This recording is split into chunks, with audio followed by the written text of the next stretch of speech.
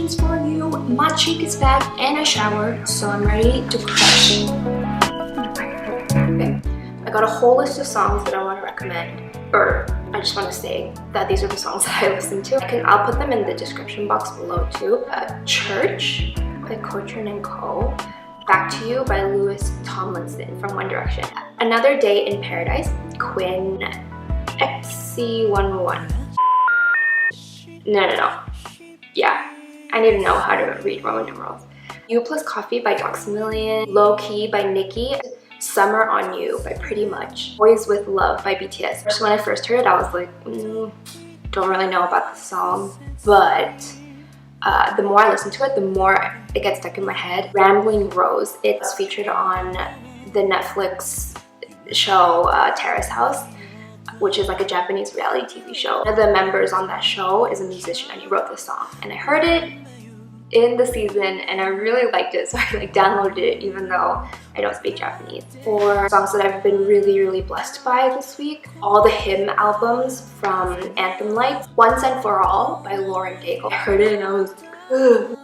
Here's the meat of what I want to talk about. Terrace House.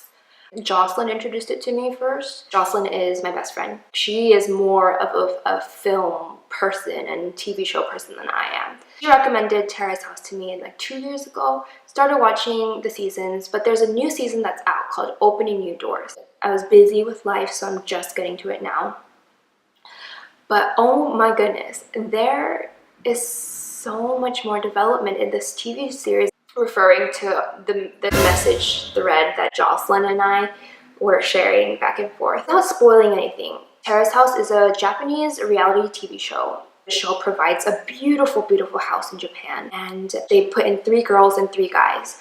Random, they don't know each other. They come from a very wide, diverse background of like jobs and ages, and usually their main motive is to find romance. And they get together and the show itself is just this really meandering, supposedly unscripted series of them living their lives together in this house and the interactions that happen and potential romance. The cool thing about the show is that there is a panel of commentators that are also watching them and they're supposed to be our stand-ins as they comment on the members in the house. This is where the meta comes in, where in the very first season there was an episode where the members in the house, they opened up their laptop and they went onto Netflix and then they clicked on the first episode of the season, right? So they're essentially watching themselves, but there's this added layer of they're watching these commentators comment on them.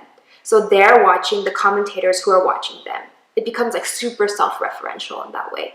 So that's something that's interesting, right? Like that's meta, and a lot of TV shows do that. But what's really interesting in this new season, the Opening New Door season, this kind of meta-ness becomes super integral to the show itself. You see the show kind of forcing the commentators to comment on themselves being watched by the cast members. So very integral in pushing forward not only the romance that's happening in the house itself, but also determining a lot of their post-star careers when these cast members leave Terrace House. People are now coming in not with this motive of finding love. They're coming in because maybe they want to increase their social media presence.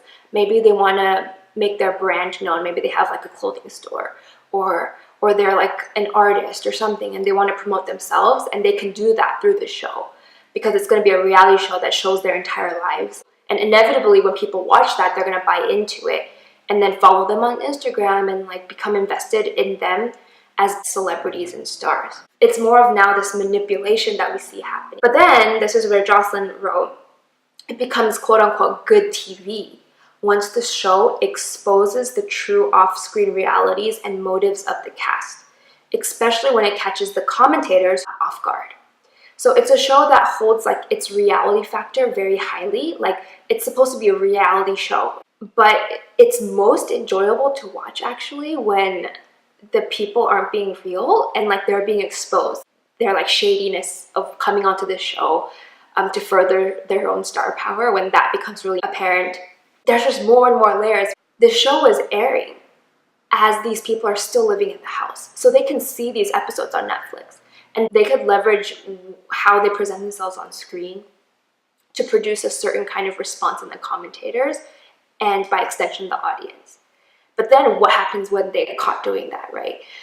Oh, sorry, that's a lot of stuff, but this makes for very great TV. One more thing, I have a really cool series that's coming up. I don't want to spoil too much, but it's gonna be with someone else. I'm hoping that the series that we launch will be really fun and really informative. If you watched until now, thank you for watching. See ya in my next video. Bye bye.